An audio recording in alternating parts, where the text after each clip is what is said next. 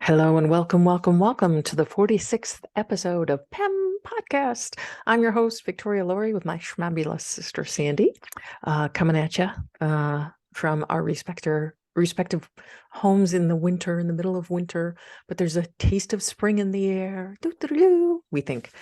How you doing? I'm okay. Kind of tired. Yeah, you've been working your ass off. I gotta have. say. Yes. Like she sends me, we tried to do a case was recommended to us by one of my clients, and I went to go look at it. It was a supposedly murdered disc jockey, very beloved kind of disc jockey. And the case, I think, was from the 90s, I think. And so I went, and I'm like expecting to find all sorts of stuff. I couldn't find anything. There's like nothing. There's like another podcast about it, but there's like basically nothing. So while I'm trying to find this to give Sandy a break, she calls me and it's like, okay, I wrote up the next 4, so we're good for a little while. I love you. I really, really, really love you for doing the job of me and you. It's nice to be able to just kind of read it at my own leisure. Oh, yeah, I'm sure just, it is. You know, tune in a little bit. And yeah, you make my job very easy, Sandy. Thank you. That's not why I do it. No, it is. I know it is, because you love me. You love me. Sort of. You love me. She does. Sometimes. Sometimes less. Oh, that's all right. That's all right. Even when I'm loved less by you, it's still pretty awesome. It's still pretty great. Okay, so today's anecdote. This was one that I did a few weeks ago, but it's memorable to me.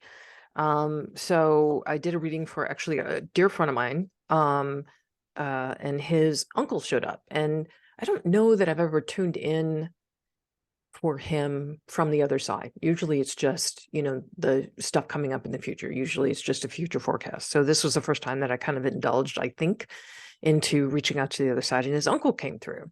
And I've heard a few stories about this uncle, but mostly about like the wisdoms that he would impart to my dear friend. And so the first thing his uncle shows me is trains.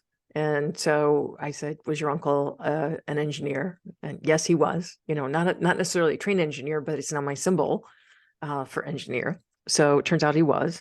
And then he showed me paintings of landscapes. And so I asked my friend, I said, did your uncle paint? He said, yeah, he did. After he retired, he started painting. And then I asked if there was a connection to New York. And that's where he was born and raised, which was cool. And then he kept talking about, so my dear friend at some point changed going by his first name to go by his middle name. So I knew him by his original first name, and then I had to make the switch over to his middle name. So I'm aware of both names. And this uncle kept saying that he was very glad that my friend had claimed his true identity in the new name. And he was saying, he was giving me the feeling that he wanted my friend to know that it wasn't an insult, that he had claimed his own identity. And it turns out that my friend's first name was the same name as his uncle. He was actually named after that uncle. So, and I didn't know that. So I thought that was really cool. So that's my anecdote. They give all sorts of really interesting information. It's incredible to me what they remember on the other side, from here, like, because we all live our own experiences, and we all have our own memories that, like, they're memories of our childhood that basically are two different versions of sort of the same events, right? And I remember stuff that you've probably well, no, you have an elephant brain, so you remember everything, but I'm sure there are things that happen to both of us that we kind of remember differently or that stand out to us, right? And it's interesting to me to see what they bring from the other side when they offer up memories to connect them to that event. Like, there's no way I could know the specific thing about that thing. So it's proof, right? And the other interesting thing that happened is less an anecdote, more just sort of an aside, was I was reading for another client of mine who has a plethora of health issues. Like, I'm amazed this man is still able to, enjoy his life because he's in rather constant pain. And there is just so much wrong with him medically. And he just continues to kind of fight the good fight. And he was very, very close to his mother. I've read for him before. His mother has come through. I think this was the third time that she came through. And every single time, I love hearing from her because every single time she offers me new information, which is verifiable. She's very talkative. So I feel like we're friends. I feel like we're buds. And so she came in this time and she was making references to his medical history that I had not been previously aware of. So I kind of got the full scope of all of his challenges this time. And then she did something really interesting. She said that she's praying for him. And I was like, they pray on the other side? But like they follow Jesus around. Why do they need to pray? Like, you're at the source. Why do you need to pray? And apparently it's to send that energy back this way. So prayer works both ways. And I don't know why that never occurred to me, but it never occurred to me. So we pray to them, they pray to us. And it's about kind of that exchange of sort of, vibes, good healing vibes. So, when you pray for someone, didn't you say there was something about they've shown, or there's a statistic out there that says that? Yeah. So if you're due to go to surgery, what I've read is that if you ask other people to pray for you at the time that you're undergoing the surgery, those people tend to recover much more quickly. That's interesting. Because there's so much healing energy being exchanged around your circumstance. So to me, it makes a lot of sense that I may be praying all the time for fun things that are just not materializing, but the healing stuff works. I have a paper cut. Please heal my paper cut. That's not what I pray for. Let's just be clear. That's not what I'm praying for. I don't know. Do I pray? I don't know if I pray or not. Honestly, I talk to him all the time. I guess that's prayer, but I don't know that I'm asking for stuff. On occasion, I guess I do, like, please let this manuscript be picked up, by a publisher. Please let someone make an offer on it. Please send my sister lots of money. Yeah, you can keep that prayer going all you want, Sans. That's good. Just send that abundance my way. I love it. I love it. I love it. Yeah, so I never knew that they prayed on the other side, but apparently they do. So, and she's, what's even like, I think why it surprised me was because this woman was so devout. She went to church every single day, every day. And when I initially connected with her several readings ago, I told my client, she's, a Jesus groupie. She's following him around because he does have a crowd of people that follow him around. They have literally shown this to me. So, so it's a big joke of mine, it's like following around the Grateful Dead. So I think that's why it threw me that she was praying, because I'm like, you have access to the source, but it's to send the good healing vibes back this way. And it apparently works because they would know it would work, right? So that's probably why he's still able to live, why he's still alive, honestly, because the fact that he is just astonishing to me. There just really is so much medically wrong with this poor man. And he's a delightful, wonderful person. So his mom's keeping him going. Gotta love it. Gotta love it. Okay, so book promotion. Schools. I came up with that title. Sound clever. What should I call this? Let me think. Ghouls, it's about ghouls. Ghouls. There we go. Submit. Yeah. Oh, anyway. So this one in this episode of the MJ Holiday Ghost Hunter Mystery Series, MJ, Gilly, and Heath is in this one. Yeah, I think Heath is in this one. All head to Where are they? Are they in Wales? Ireland. They all had to Ireland. I wrote this 12 years ago. Some of the details are just absent. Let's just paint the picture, shall we? Yes, I know. Who's prepared and who's not? Like, this is a surprise to you. That's what's a surprise to me, that it always is a surprise to you. It's like, hello, You're the Lucy. one that schedules the Yes, podcast. You're the one that Charlie sends Brown, me the link. I've got the football. I swear, this time I'm ready. Anyway, so they travel to Ireland and they're in search of a treasure at an abandoned castle. And there is an actual phantom that is guarding that treasure. And, you know, people wind up dead, and there's a lot of screaming and ducking and ghouls. Yes, ghouls. There's intricate. It's a real mystery what this book's about. Yeah, ghouls abound, and more ghouls, and then more ghouls. So anyway, so that's my half of it. Over to you for the serious side of things. Right. And this is I really hope this man is suffering. I really hope he's suffering. I want him to suffer. Okay. Well, let us share with the audience what it is that you're referring to. Missing Mom Stacy Peterson, wife of convicted murderer Drew Peterson. Okay, so that's what it's about. Yes. Just wanted to say thank you to Ann Eliason, who recommended this case for us. It's a relatively well-known case, so I was excited to jump into it. So Drew Peterson, a former Bolingbrook, Illinois police sergeant, first received national attention in 2007 when his fourth wife, Stacy Ann Collis Peterson, disappeared. While Stacy's family suspect foul play, she has never been found, and authorities considered her a missing person.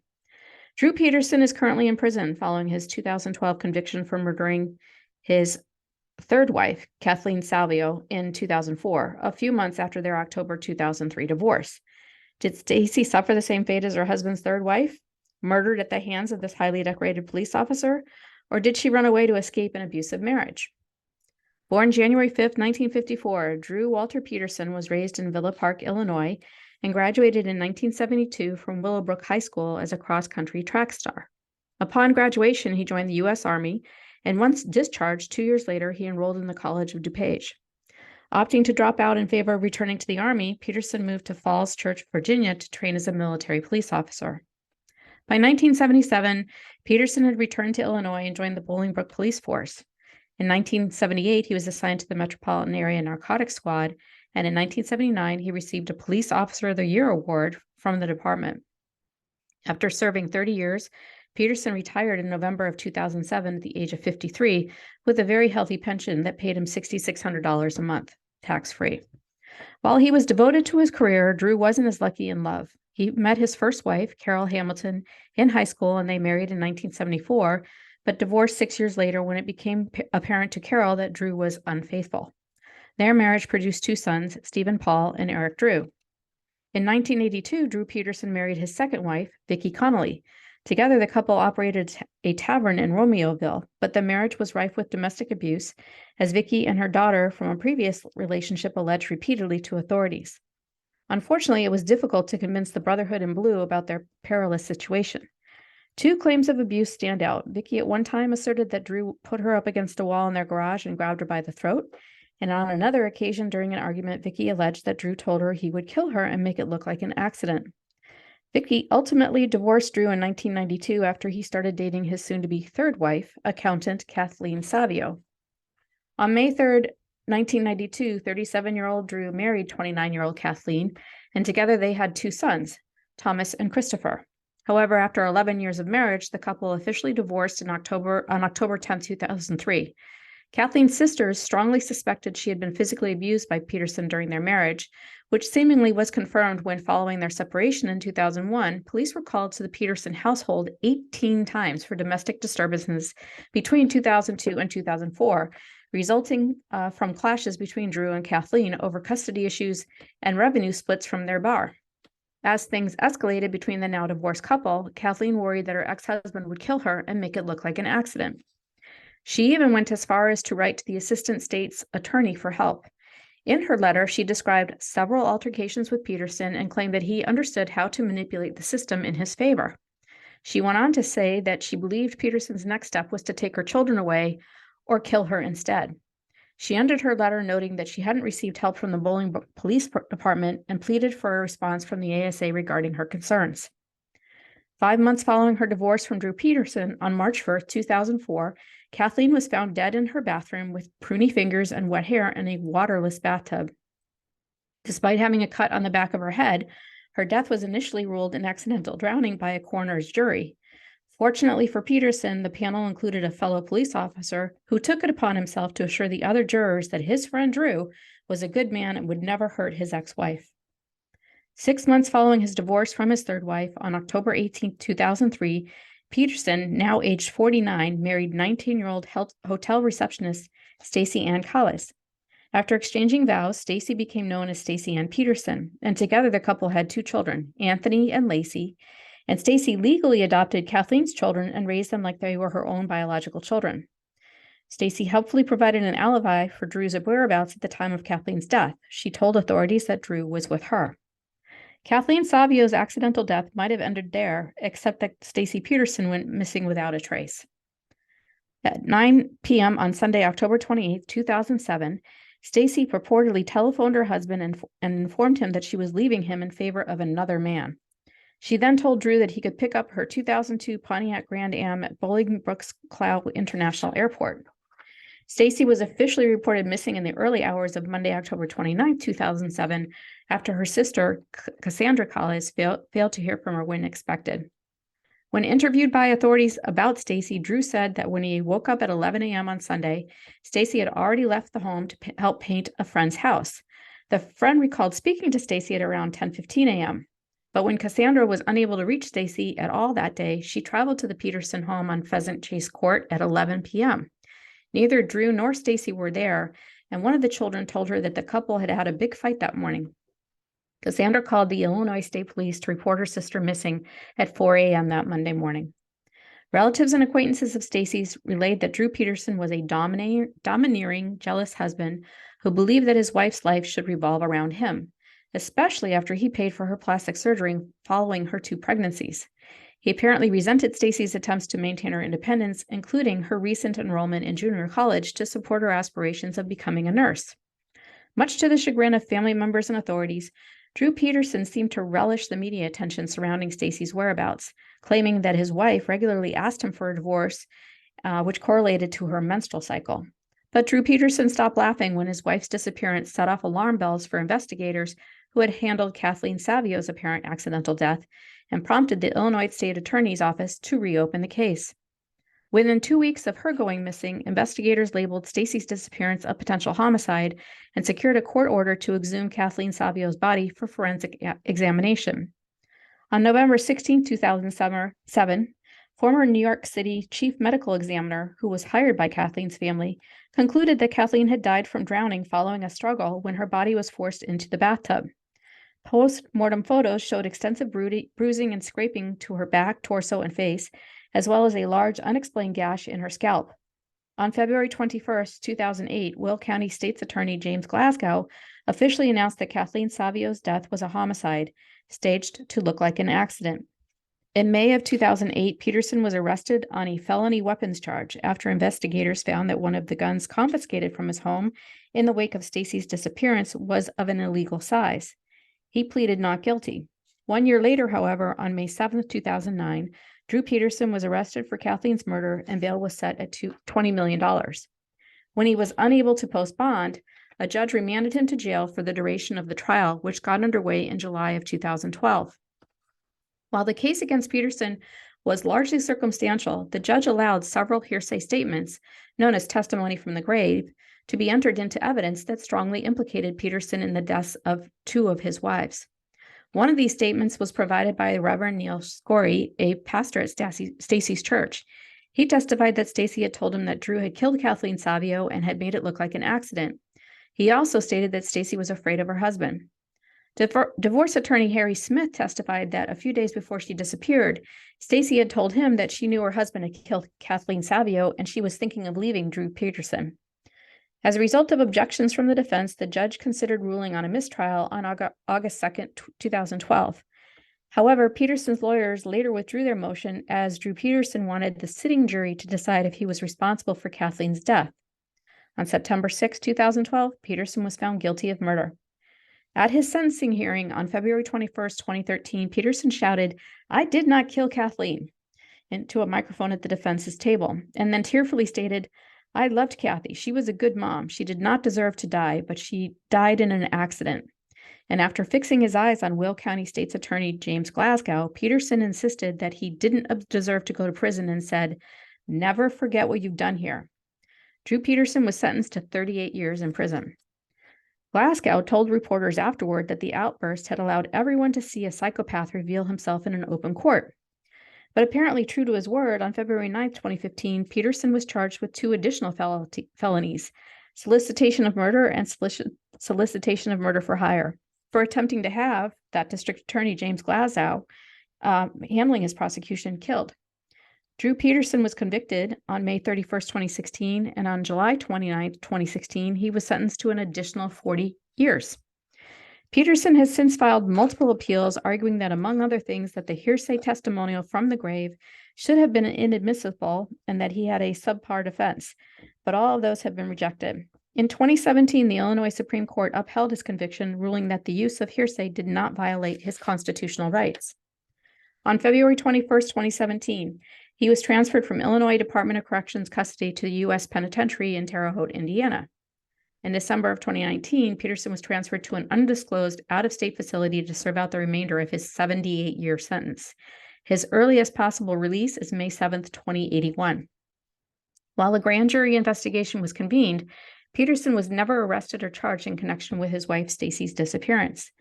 Investigators did secure a statement from Drew Peterson's stepbrother, Tom Morphy, who shared that he had helped Drew carry a 4-foot-long blue plastic barrel that was warm to the touch and seemed to weigh about 120 pounds out of Drew and Stacy's bedroom and loaded into Drew's SUV, after which Drew drove Tom home.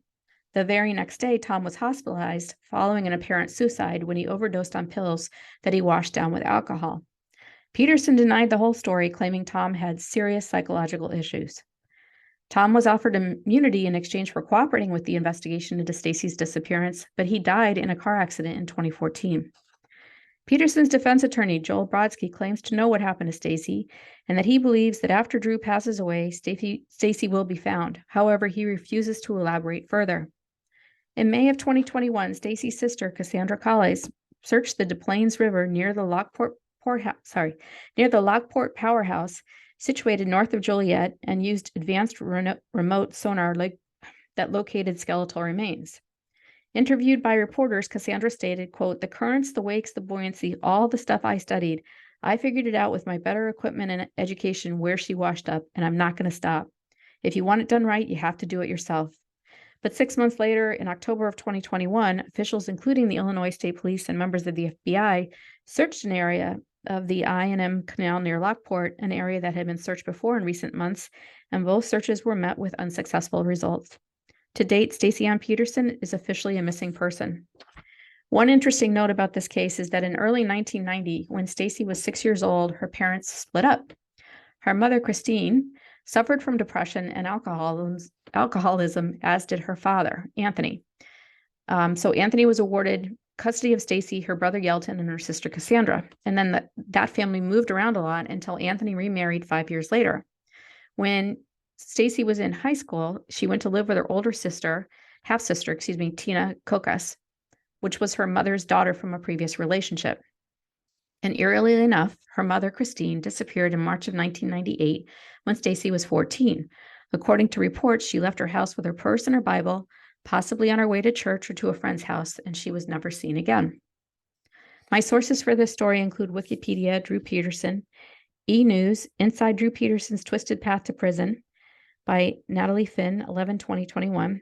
All That's Interesting, Drew Peterson, the Chicago cop who killed his third wife and whose fourth wife went missing by Kathleen Frege, 5/30/22. In Fox 32 Chicago, sister of missing mom Stacy Peterson says she found body using sonar. Cops searched but found nothing. By Elizabeth Matthews, 10/19/21. So what do you think, Vee? Okay, first of all, I'm going to plug another book that I read 20, 25 years ago, and it was revelatory. It is called The Verbally Abusive Relationship by Patricia Evans. If you are being gaslit, if you think you're being gaslit, if you think you're in an abusive relationship but can't quite pinpoint it, please get that book. Please just read the first chapter, just the first chapter. So this guy exhibits all sorts of behavior that is so classic, the verbal and physical abuser. One of the things that stuck out to me was when Stacy enrolled in college, right? Wanted to become a nurse. And he found that as a point of contention, because how can he isolate her if she's off bettering herself? And it's just such a classic move from these controlling, psychopathic verbal abusers. So if you suspect that you are in a verbally abusive relationship, and it doesn't matter if it's a spouse, boyfriend, or someone else, just a friend, please get the book. Just read the first chapter. And then continue reading if it resonates with you. But there are a couple of things here that kind of jumped off the page at me. One was the brother, Tom Morphy, right? When he was talking about the barrel. Well, I absolutely believe his story 100%, because when I was first tuning in on this, on where is her body, in my mind's eye, I saw a dump, like a trash dump. And whether or not that's actually where she is, or it's a metaphor, like he treated her like trash or garbage, I'm not quite sure. I really don't have a handle on where she is, other than she feels like she's under a lot of pressure. So that would be under garbage, under, silt, if he dumped her in water, sediment, et cetera, et cetera, et cetera. So I don't think she'll ever be found. I really don't think she'll ever be found. God love her sister for trying to find her. I hope I'm wrong. I hope the sister does eventually find the skeletal remains, but there's no there. I can't find it in the ether. So it just doesn't feel to me like there will be, oh, here she is. We've, definitively got her remains, and we can definitely say that Scott Peterson did it, traces back to him, all that. I just don't see. Drew Peterson. Sorry, Drew Peterson. Anyway, so I'm wondering if the barrel, when it was warm to the touch, I'm wondering if that's really a significant clue, because I don't think that he purchased got the barrel ahead of killing her. I think he did it after killing her, right? So he goes and he finds a barrel, or he gets a barrel, throws her in the barrel. She is not warm by this point. So the fact that the barrel was warm lets me think that there was probably a chemical reaction going on. So he probably threw some lye in to the barrel and was speeding up her decomposition. That's what the warm to the touch thing means to me. And for him to go, my brother suffers from serious psychological issues. Dude, so do you. Like, take a look in that mirror, asshole. Yep. So, and then the one where Kathleen is found dead in the bathroom and prosecutors don't pursue that, I want to scream. I know it's all, one blue club in there, but my God, why didn't the DA pursue that?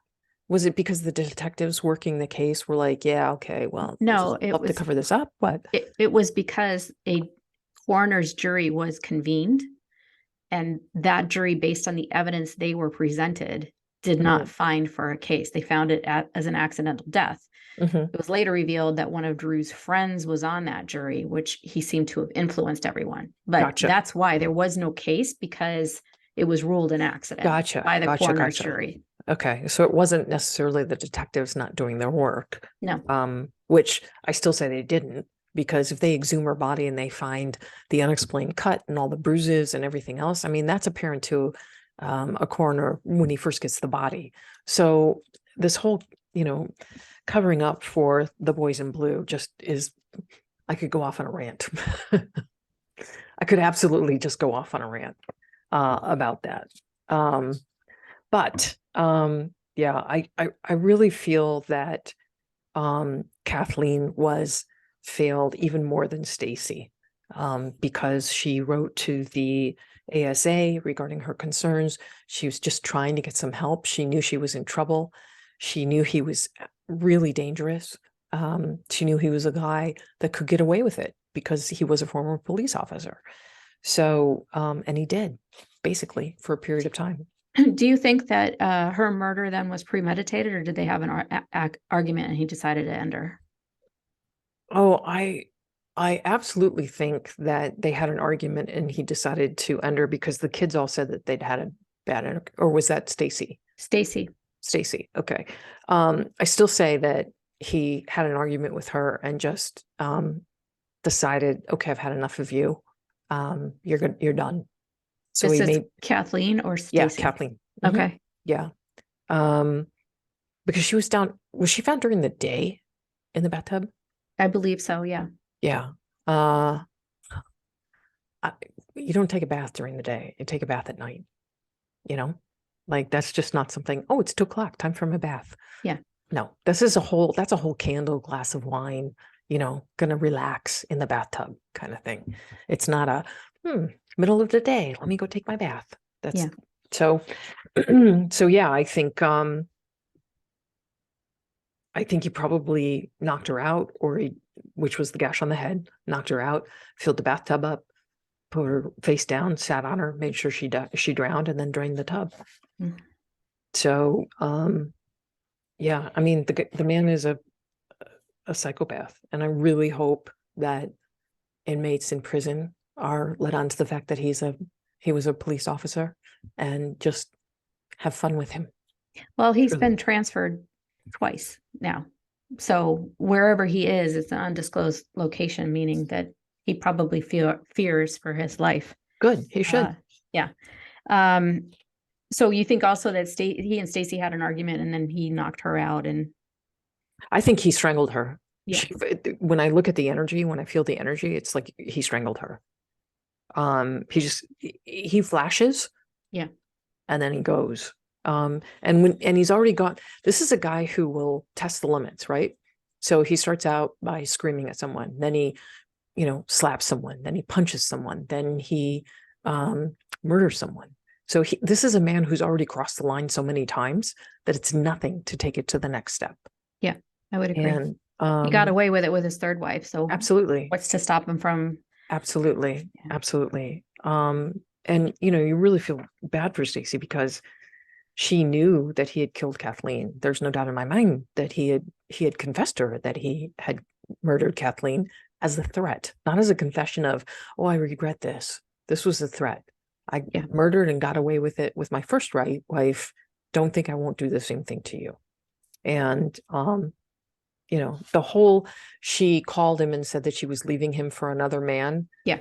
Trust me, if you're in an abusive relationship, that is not a thing you're going to say to your abuser, ever, ever, ever. And where is this mysterious man, right? He's never materialized. Well, worse still, she adopts Kathleen's 2 children, has 2 of her own. Right. Very devoted mother. You're not leaving them. Not with an abuser. No way. Right. Mm-mm. Exactly.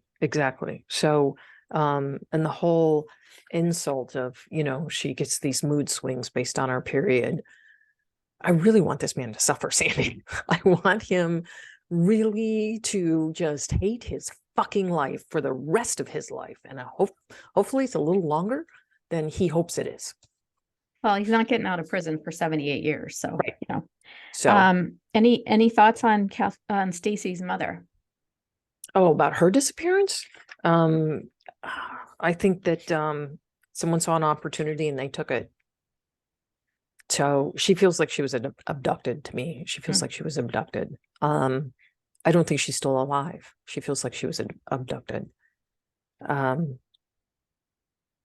Yeah, some, random trucker or something saw an opportunity.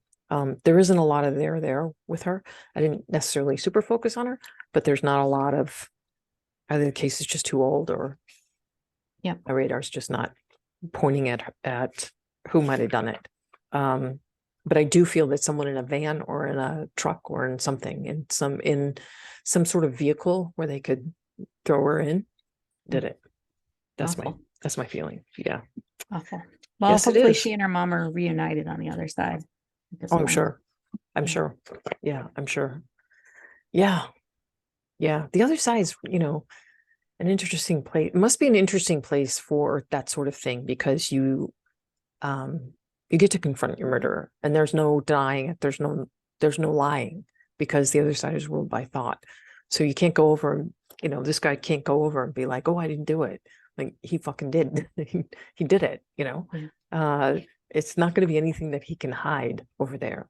So I don't know, I mean, we've come through, obviously, time and time again, reincarnation for me is a real thing. And I only know that because I didn't think it was a real thing, really, until I went into a down rabbit hole, and started looking into the University of Virginia's Department of Reincarnation Studies. And if you ever want to spend several days down a really, really fascinating rabbit hole, go and look at some of their stuff. I think the last time I looked, they had like 20,000 cases that there could be no other explanation except for reincarnation, because of the details that they were able to glean from. They only interview people, I think, 10 and younger, because after 10, you'll get family histories, family stories. You'll start looking on the internet, all of that good stuff. So that was a fascinating peek. But it's an interesting thing to kind of contemplate, going over there and encountering someone who murdered you. Because if we've reincarnated, a couple dozen times, certainly there was a point at which we were murdered or died violently, so it would be interesting. It must be interesting, we don't have any memory of it, but it must be interesting when you go to the other side and kind of encounter someone that you went through a life with and they murdered you, or I don't know. Okay. I don't have all the answers. Yeah, not all yet. Yeah. I'm sorry that Stacy's never going to be found. I'm glad that Kathleen's family received some justice, and that Drew Peterson's not getting out of jail for 78 years ever. He'll die in prison for sure. Yeah. And hopefully at the hands of someone else. I'm not going to lie. I really hope he suffers. Okay. Well, thanks for making that clear. Again, there have been a couple of these that I just really have upset me. And this is a guy that upsets me. He upsets me. And the fact that he was so protected by the boys in blue, by his little club of merry men. Well, that's what made him feel like he was invincible, Yeah. And like you said, he kept pushing the limits. So anyway, thank you, Anne Eliason, for recommending the case. And I have taken note of all the cases that have been recommended, and piecing them together. I have taken note of all of the cases. I'm just window dressing. That's all I am. What I meant was I have a log of the cases. We all know you work harder on these than I do, Sandy. It's not harder. I work on these cases. Let's just be clear. It's not a lie. That's true. And I'm really trying to thank our beautiful audience for offering us ideas and cases, but please make fun of me in the process. I'm not. I'm making fun of me. Okay. Yeah. I'm not making fun of you. I'm making fun of me. Because nothing that you're saying is untrue. I am, oh, gee, we're recording at 2:00. Okay, well, it's 1:55. Maybe I should look at the case. I mean, that's me prepared. So no, I'm kidding. I give it a little bit more than that. She does. Yeah, a little bit. She does. Anyway. For sure. Anyway, thank you for the beautiful write-up and all of the research, and for just making sure that week after week after week, we get good stuff and we get to look at stuff and talk about stuff. So I appreciate it so much. And I love you. Okay, I sort of love you too. For more information, visit victorialaurie.com. You can see my brand new website. It's my brand new website. And guess who did it? Yeah, it's beautiful. Like, it's beautiful. It's so beautiful. So Sandy did it. She redid the whole thing. She and my nephew's sweetheart, Grace, who we love. Like, I want to adopt her. I absolutely love her. The two of them collaborated, and within like 2 weeks, I had this beautiful new website. It's awesome. So my favorite comment from you was, "It's like you know me." Yeah. Yeah. Because like she wrote it too. She didn't, like, I contributed like nothing. Par for the course. But yeah, no, it's beautiful. So go check it out, victorialaurie.com. And at Victoria's website, you can sign up for a reading. You can learn more about all of her books that she's written, and you can click on our podcasts. Yes. Now you can find them on my website. Yes. It's exciting stuff, people. Go navigate it. Sign up for the newsletters. Yeah, I'm actually going to be doing a Patreon soon. So I'll have much more stuff on there too. So we'll talk about that in subsequent weeks, because I'm still trying to pull it all together, but I think I know how I want to do it. So it's going to be something you'll want to subscribe to. Trust me. It'll be cool. Okay. All right, Sans, I love you, love you, love you. Love you too. Thank you. Thank you I'll for see your you insights. next week. Sounds great. Okay. Thanks, everyone. All right. Bye.